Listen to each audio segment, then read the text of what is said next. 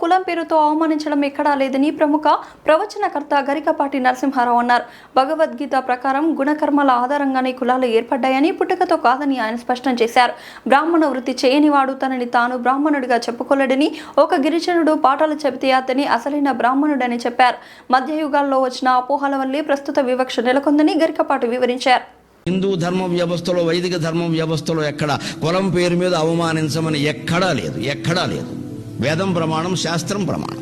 పైగా చాలా స్పష్టంగా చెప్పాడు కృష్ణుడు, చాతుర్వర్ణ్యం మయా సృష్టం గుణకర్మ విభాగశః. ఆ రెండో మాట చెప్పరేమండి? గుణకర్మలను బట్టి అంటే అర్థం ఏమిటండి? ఇప్పుడు మనలో కూడా కొంతమంది మేము బ్రాహ్మణం, మేము కమ్మవారం, మేము రెడ్డివారం, మేము మాలలం, మాదిగలం, ఇదేం కుదిరే వ్యవహారం కాదండి. బ్రాహ్మణ వృత్తి చేయనివాడు నేను బ్రాహ్మణుని అనుకునే అవకాశం లేదు. ఇక్కడ నీ గుణాన్ని బట్టి, కర్మను బట్టి మాత్రమే కులం నిర్ణయించబడుతుంది. ఇది భగవద్గీత నిర్ణయం. ఒక గిరిజనుడు ఎవరైనా పాఠాలు చెబితే ఆయన బ్రాహ్మణుడు కింద లెక్క, అంతే లెక్క. పాఠాలు చెప్పేవాడు బ్రాహ్మణుడు.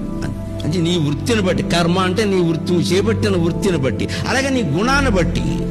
నువ్వు సత్వగుణంతో ఉండవలసినటువంటి కులంలో పుట్టి తమో గుణంతో ప్రవర్తిస్తే నీ కులం ఏమిటి మారిపోతుంది. ద్రోణాచార్యుల కులం వేరు నన్ను అడిగితే, అశ్వత్థామ కులం వేరు. అశ్వత్థామ తమో గుణం, పూర్తిగా తమో గుణం. అర్ధరాత్రి దాడి చేసి 3000 మందిని చంపేస్తాడా? మనిషా, పశువా? ఏమిటది? ఆయన బ్రాహ్మణుడు అంటే ఎలాగా? ఇది లెక్క. ఇది గుణాన్ని బట్టి నిర్ణయించాలి, కర్మలను బట్టి నిర్ణయించాలి. అంతేగాని పుట్టుకను బట్టి నిర్ణయించే వ్యవస్థ పూర్వమే లేదండి. ఇప్పుడు ఎక్కడ తెచ్చి పెడతారు దేని? ఇక్కడ అది మధ్యయుగాల్లో వచ్చింది, అలాగా పాతుకుపోయింది. అందులో అనేక రకాల అపనమ్మకాలు వ్యాపించే, మూల గ్రంథాలు చదవకపోవడం, సంస్కృతం రాకపోవడం, దీనికి అనేక కారణాలు, శతకోటి దరిద్రాలు ఇవన్నీ.